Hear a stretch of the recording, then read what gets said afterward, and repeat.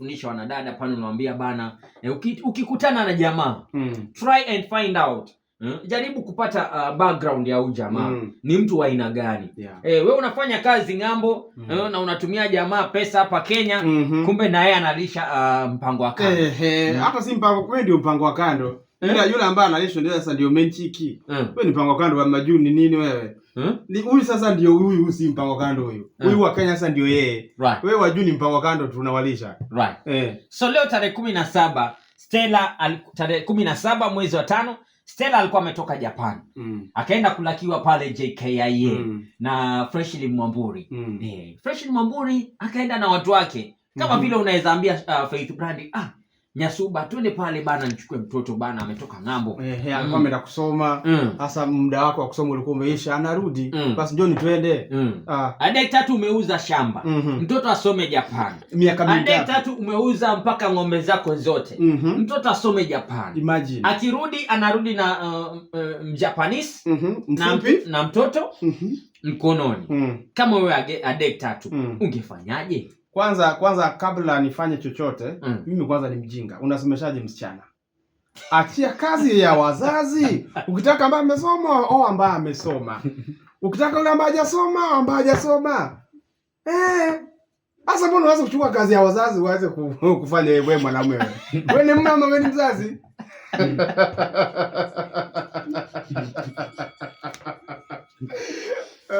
Sasa unasema Freshly Mwamburi alifanya kazi ya mzazi ya Stella. Kwani yako na watoto ama wewe ndiye alikuwa mke wa kwanza wewe? Alimpenda jamaa. Sasa mapenzi na pesa yanaingiliana wapi? Mafunzo unapeleka elimu, daktari, sijui miaka miwili ama ziwa.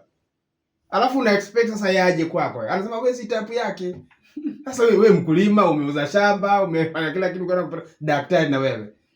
Unaenda kumlishaje? Lakini Stella hakujificha. Hakumjifichia Freshly Mwamburi. Hakuna kujificha. Alikuwa anambia sasa mimi mwenyewe nimekuja, sasa mbona nijifiche na airport ni airport. Lakini wajua Adek 3 wewe unaweza kuwa umependa mwanadada fulani. Yaani ile kikweli. Yaani umempenda ile serious. Unasema huyu come rain come sunshine undo. I'm going now na yeye down the aisle. Lakini huku pia kuna tu mtoto unampiga tu chini ya maji. Kuna mtoto uko naye katika mahusiano chini ya maji. Alafu kidogo mambo yanazidi unga. Maji yanazidi unga kabisa. Kidogo unamvuja miguu pale, mtoto anashika mimba. Haya, sasa wewe ile ulikuwa unafanya gizani inaonekana sasa kwenye mwangaza. Hadi namfikia sasa baby mama, anajua kumbe baba nani akona mwanamke mwingine nje. Hapo sasa utajiona wewe mwenye makosa ama ni cha kwanza unajua sasa wanaume pia kwanza maji yakizidi unga, enda dukani ukanunue unga. Enda dukani ukanunue unga ni nini? Ongeze. Ukapike ugali. Mbona uanze kupika uji ulikuwa unataka kupika ugali?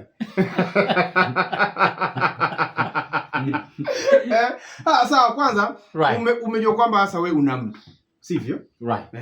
Alafu tena pia kule kando. Sasa kipi ambacho kinakufanya uanze kuwa na mwingine kule kando? Nijibu swali.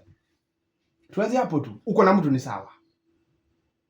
Mbona sasa uanze kuwa na mwingine kule kando? Something must always kill a man. Unajua ukiona Faith Brandi aka Nyasuba akiwa pale gym, something must always kill a man. Adek 3. So if this one is not killing you, leave this one, enda kuona mbana kuoa.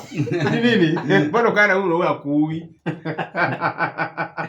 So nadhani Stella pale alikuwa ameka miaka mingi.